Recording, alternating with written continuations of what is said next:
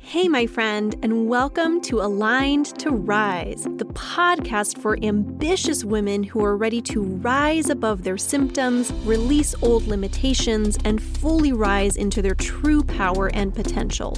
I'm your host, Alyssa Chavez, functional nutritionist, performance coach, and former endo and infertility warrior who knows what it's like to feel held back by your body and your beliefs.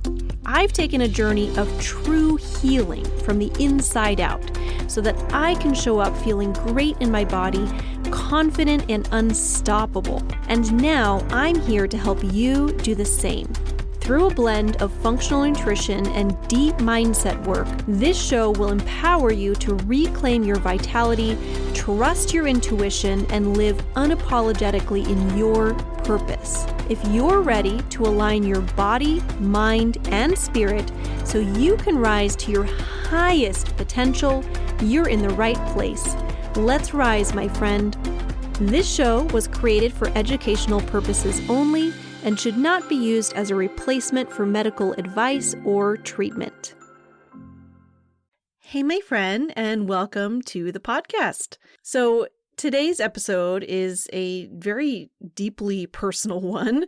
Honestly, I'm feeling a little bit vulnerable recording it, but I feel like those are probably the episodes that people need to hear the most. So here we are.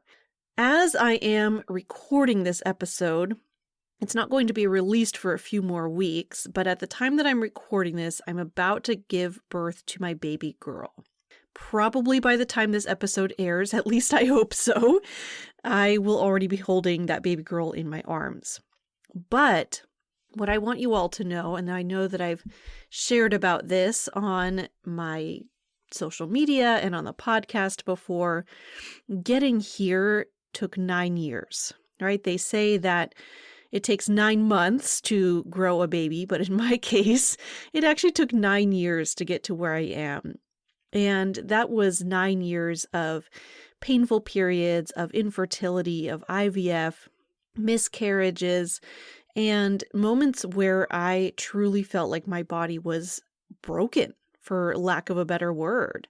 There were many, many moments during those years when I really would have given anything to skip the struggle and just get straight to where I am today, when I would have gladly hit that fast forward button and held this baby girl in my arms much, much sooner. But as I sit here today, at age 36, about to become a mom, literally any day, I'm at that point in my pregnancy where it's actually just a waiting game. Like, this little girl could arrive any day. I am just taking some time to reflect back on my fertility journey. And I find myself feeling something that I just never really expected looking back on these past 9 years. And that's gratitude. And not just for this pregnancy, although I'm definitely extremely thankful to be where I am today, to be about to hold this baby girl in my arms, and even just every time I feel her move in my belly, and even honestly all the discomforts of pregnancy. I'm definitely at that point now where things are very uncomfortable, not sleeping well, hard to move around, lots of little aches and pains in my body, all the things. I definitely feel a sense of gratitude for all of that, probably more so than the average individual, but also I'm feeling gratitude for the entire journey that got me here. And today I want to share why. Because I, of course, would never wish this journey of infertility or endometriosis, all the things that I've been through, I would not wish any of that on my worst enemy. But in a strange way, I'm very thankful that I've experienced it, because this journey has changed me in ways that I never could have imagined or fathomed or any of that. And I feel like it's really helped me grow into the person that I am today. And it puts me in a beautiful position of now being able to help people from a place of empathy that I would never have had without having been on this journey. And there's something beautiful to that. So I'm going to dig into all of that today. I know it seems like a strange episode to record, why I am thankful for my fertility journey, but I just think it's something that I really am feeling called to share with everybody. So here we are. So before we dig into that, I wanted to just take a moment to kind of rewind in case you're new here, you haven't really heard a whole lot of my journey. I would love to take a moment just to share kind of the brief overview of where all this started, where I've gone, and how I've gotten to where I am today. So really, my fertility journey started back in 2016. I was 27 years old at the time and had just come off of birth control because my husband and I were preparing to get married the following year, 2017. And that's when we officially started trying to have a baby. And I really came off birth control thinking it was going to be easy. I actually, because I'd come off birth control a little bit before the wedding, was still trying to be really careful and just, just thinking that, oh, this is going to be super, super easy because, everything that I had learned up to that point and seen around me was all about how easy it is to get pregnant and you want to be careful and blah, blah, blah. And truthfully, I had spent my entire 20s up to that point trying not to get pregnant. I mean, from the age of 20 until 27, I had been on birth control. Everyone in my family had gotten pregnant really easily. So my sister even got pregnant while on an IUD, which they say IUDs are 99.9% effective, and we just assume that means that it's basically 100. And in her case, she was that 0.1% of people who still managed to get pregnant while on an IUD. Nobody else in my family had ever struggled with fertility, and so I never thought that that was going to be a thing for me. Who does, really? But what ended up happening is that when I came off birth control, the symptoms started happening, right?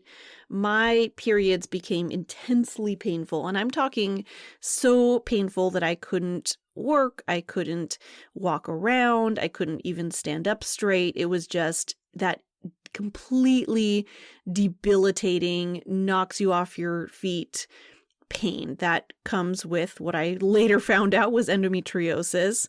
I also was just feeling exhausted all the time. I was really struggling with fatigue. I was having all the gut symptoms, the bloating, weird bowel symptoms, reactivity to foods. And I also was having some crazy acne breakouts. Like I felt like I was 16 all over again. And then all of a sudden, all of this was happening. I started going to see a couple of doctors and basically was just told like, oh yeah, this is normal. It's normal to have period pain. If you really want to take care of that, we can put you on birth control. And that was really the only solution that I was offered, which if you might recall, my main goal was getting pregnant. So going back on birth control was not going to be my ideal solution.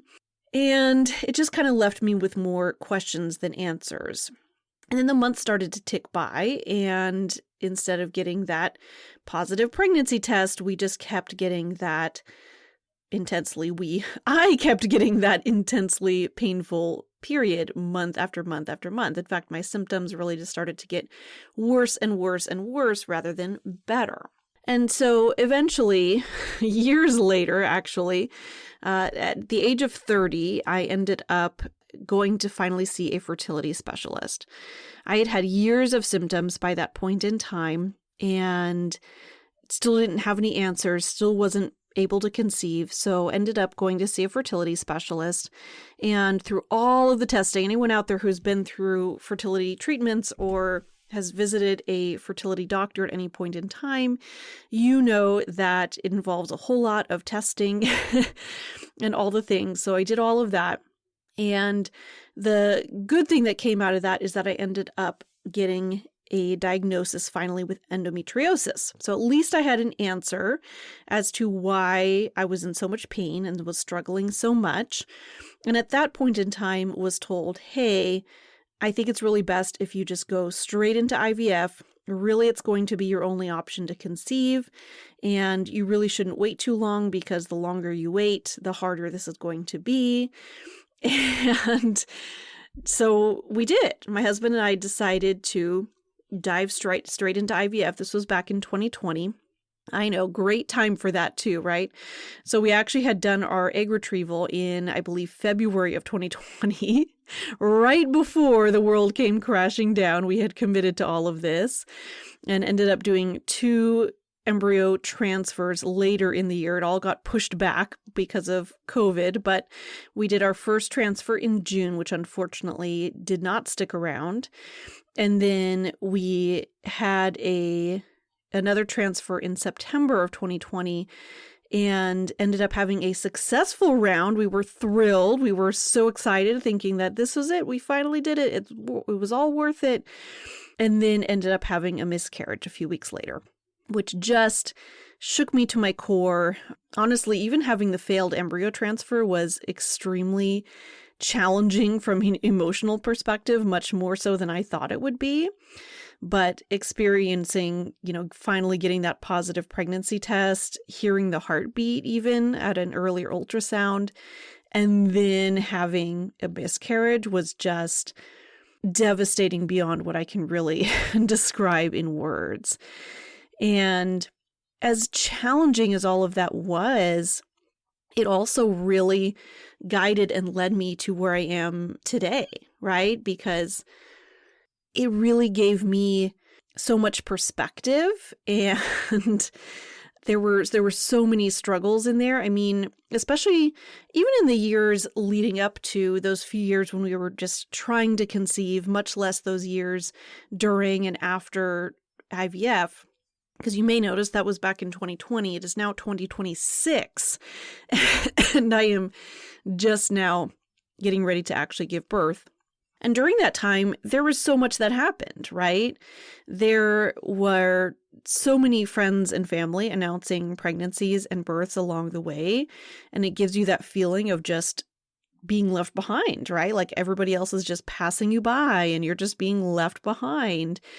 And feeling kind of like I'm being left out of a club, right? That's this club of motherhood and just getting to experience pregnancy and birth and having your stories around that and getting to watch your kids grow up, and even things like celebrating Mother's Day and birthdays and holidays, just so many things. And I was over here just feeling like my body was broken. I truly felt like my body was just broken at that point in time. And just was feeling so incredibly low mentally and emotionally. My poor husband just felt like he was walking on eggshells all the time, because I was just at the drop of a hat would just start crying and, would really go into a dark space if I found out somebody else was pregnant or having a baby shower or whatever it was.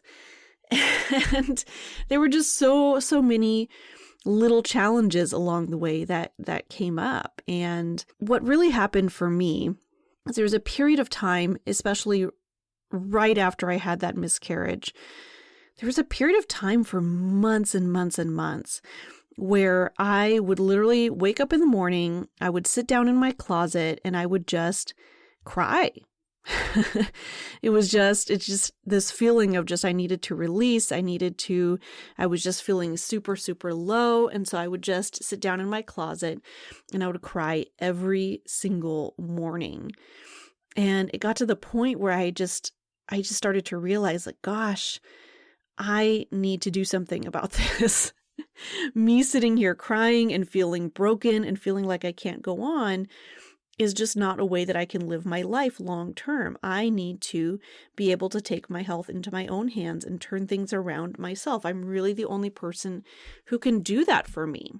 And so that's where I really started digging into the work that I now do today, which is the work I do in functional nutrition, because I started doing all the things myself. I started doing some research. I started making some changes. I started changing my diet, my lifestyle. I started doing all the things to really care for and nurture my body. And the cool thing that happened is that I started having less pain. I started having more energy. I started having fewer gut symptoms. And it really, more than anything, besides feeling just physically better in my body, which of course is incredibly important, what I really felt deep down was a sense of hope and a sense of empowerment. And that really is the part that I think is so incredibly important and why I absolutely love the work that I do.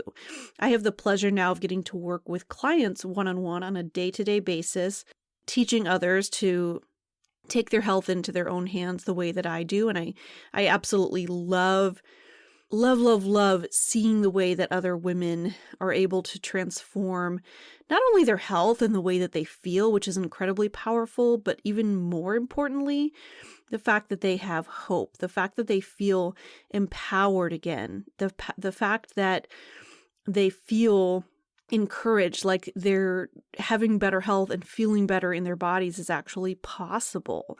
Because I work with so many women who are similarly struggling with the extremely painful periods, with the weird wonky cycles, with breakouts, with gut symptoms, with all of the things.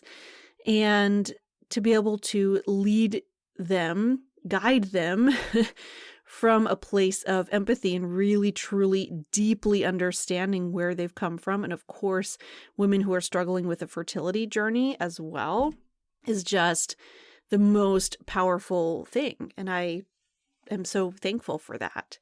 And so that's really been kind of the big picture of my journey from struggling, being kind of at the bottom of that curve, to actually feeling good in my body again, feeling great in my body again, and being able to conceive naturally at the end of the day at a point in my life where supposedly fertility is supposed to become more challenging. It actually was easier for me, which is something that I think is really beautiful. And now when I look back, I realize that this journey has given me gifts that I just never really expected. More than anything, that's the part that I wanted to share with you all today. So one of those gifts that I really learned along this whole journey with infertility and endometriosis and all of the things is that I've really been able to develop a deep sense of self-awareness that I never had before. And that really started by learning to listen to my physical body, learning to listen to what my body really needs as far as nutrients, as far as movement, as far as whether I need to rest or keep going and push through, but also that deep self-awareness mentally and emotionally. Just it comes back to that really old phrase of just know thyself, right? And I feel like through this journey, I've been really able to much more deeply connect with myself and have that self-awareness that I don't feel like I really had before. Because even speaking physically, there was a period of years in there where all I really wanted to do was just unplug and disconnect from my body. I wanted to get rid of the symptoms. I wanted to stamp everything down.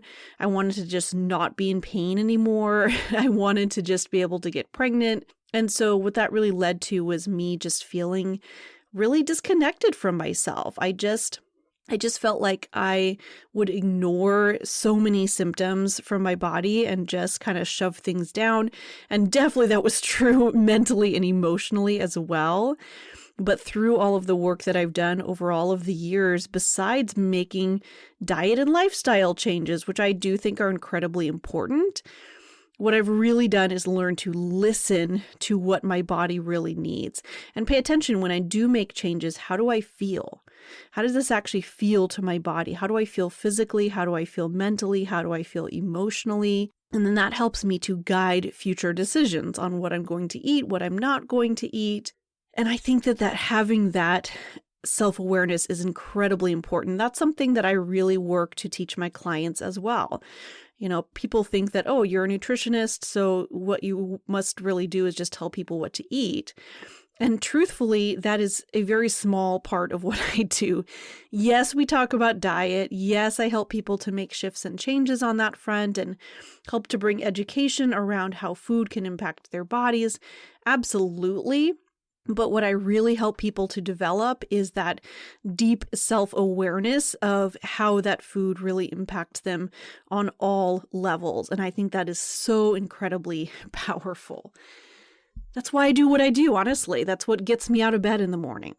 And then kind of along the same lines there, one of the other gifts that I really feel like I've gotten from this whole journey that I've been on is having so much more resilience in my nervous system, in my emotional body, my mental body, because that's been a huge part of the work that I've done. I know that I've shared this a lot throughout this past year, I suppose, especially because it's been just such a huge part of my own journey. Because let's be real, when you're navigating chronic illness, when you're navigating chronic pain, when you're navigating infertility, absolutely, there's a lot of nervous system dysregulation that can come along with that because you've been through traumas, big or small. You have conditioned your nervous system to react a certain way to certain stimuli. Yeah, I think that's right. You have experienced certain emotions coming up. You've experienced so much stress and uncertainty and that feeling of just waiting for the other shoe to drop. So many things that can come up with that. And learning to regulate my nervous system. And again, that a lot of that comes back to really understanding and listening to my emotions, where they're coming from, learning to process everything, again, has been incredibly, incredibly powerful. And then one of the other pieces that has been, I just can't even describe to you how powerful this has been throughout my journey, is the gift of just learning to love my own body. I didn't for a long time. Interestingly, for me on my journey, if you don't know this about me, my very, very first career and passion in life was all about classical ballet. I was a dancer. I absolutely loved ballet. I had a rather brief, but I had a professional career even in classical ballet, which I feel very fortunate to have gotten to experience that, as well as doing teaching classical ballet for many years. And you'd think through all of that would have been the time in my life that I experienced things like body dysmorphia and struggling with my physical body. But truthfully, it wasn't. I was one of the fortunate ones where, I've always been somewhat naturally thin and fit. It wasn't a huge struggle for me to, have that ballerina body, so to speak. And I don't say this to, bring up, body image kind of stuff. But I think this is important to talk about because I never experienced what some dancers and athletes experience, which is, looking at your body in the mirror and wishing this or that was different. I mean, sure, there would be things I would want to work on, like, gosh, I really wish I had more muscle definition in my legs. And so I would, start working in a certain way to develop the muscles, things like that. But I feel like it was really in a healthy way. However, when I was going through my fertility journey, and especially after I had that miscarriage, I experienced body dysmorphia really for the first time in my life. Because especially after I had that miscarriage, I had this vision, this picture in my mind of myself growing larger and larger, having that big pregnant belly. And instead, I would look in the mirror every day and I would see this flat belly again and again and again. And I hated it. I hated looking at myself in the mirror. And I know that sounds weird because most people would hear, oh, you see a flat belly in the mirror. How lovely. I'm sure some of you are even having thoughts of that as you're listening to this. But for me, it was extremely painful because I wanted nothing more than to have this huge growing belly in front of me like I have right now. But at that point in time, I didn't. And I would just continue to see that flat belly day after day. And it really was a challenge for me. And so part of my journey, besides all of the diet and lifestyle and working on my gut health and my hormone health and all of the things that I've done over time, a big part of the work that I've done is learning to reconnect with my body, learning to love my body again. And especially besides just the physical body, again, it was it was I hated my body for the way it felt. Like I mentioned before, I felt like my body was broken. I was in intense pain very frequently, so that was a challenge.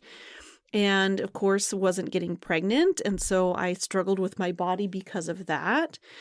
And learning to really love and connect with my body ended up becoming a super powerful part of my journey. And truthfully, I think that healing needed to happen before I was going to be able to truly heal from the inside out and be able to conceive.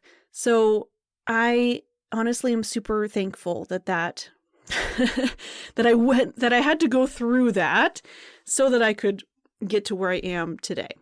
And then the other gift, and this I think is really the most powerful one of all, especially with the work that I do, is that this journey through infertility, through endometriosis, has really given me just this incredibly deep empathy for others in the world who might feel broken themselves, who feel alone, who don't feel understood or listened to.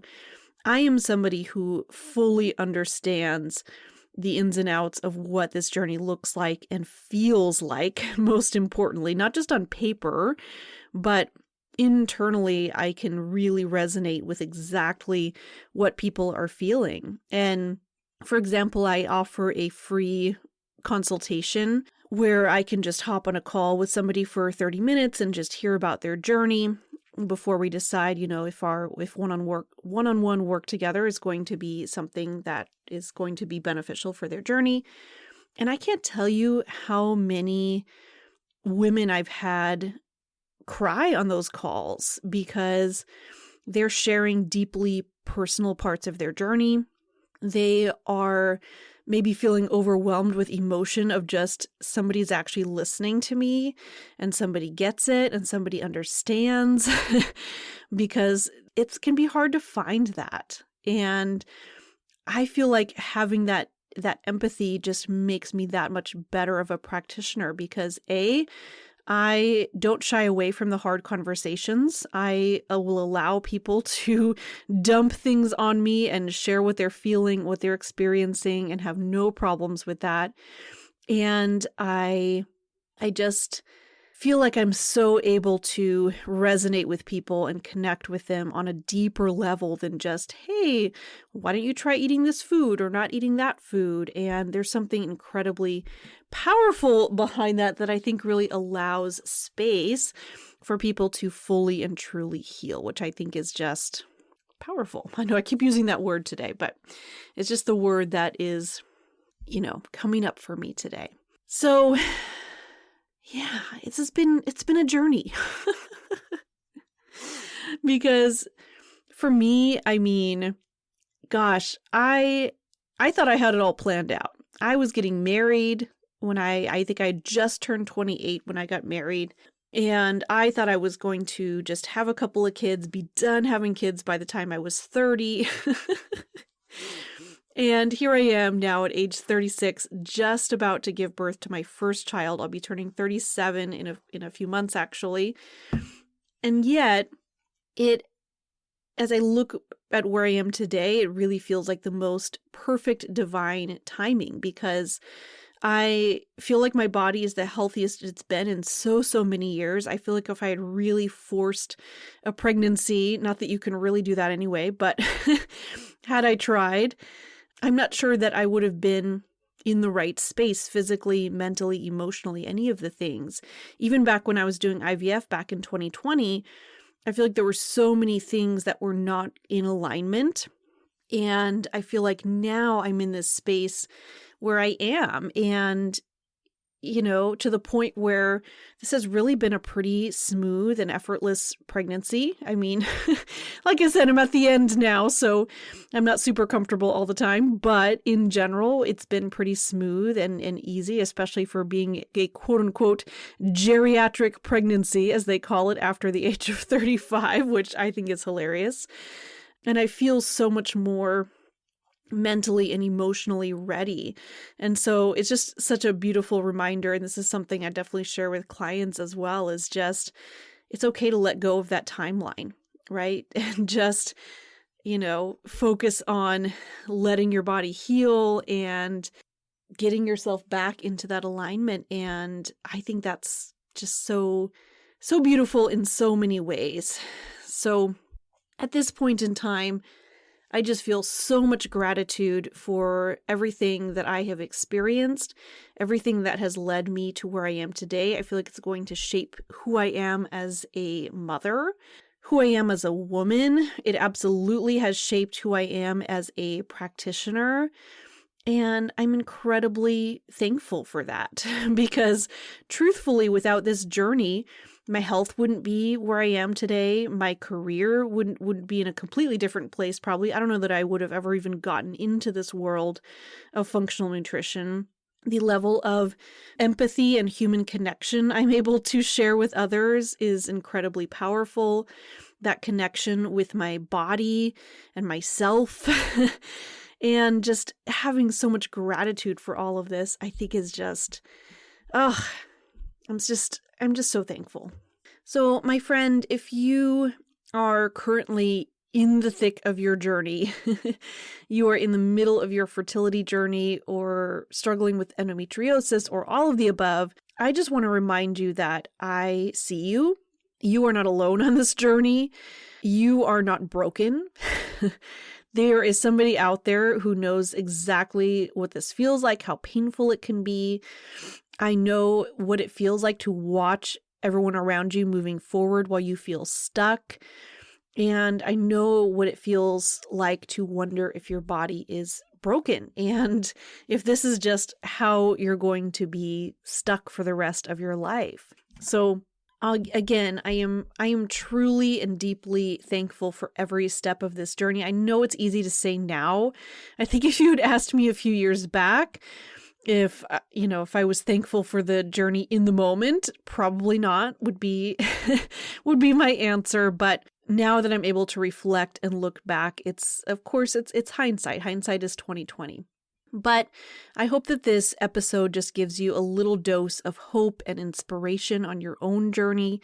Of course, I want you to feel welcome and open to reach out to me if you feel called to connect with somebody who understands your journey and really gets it.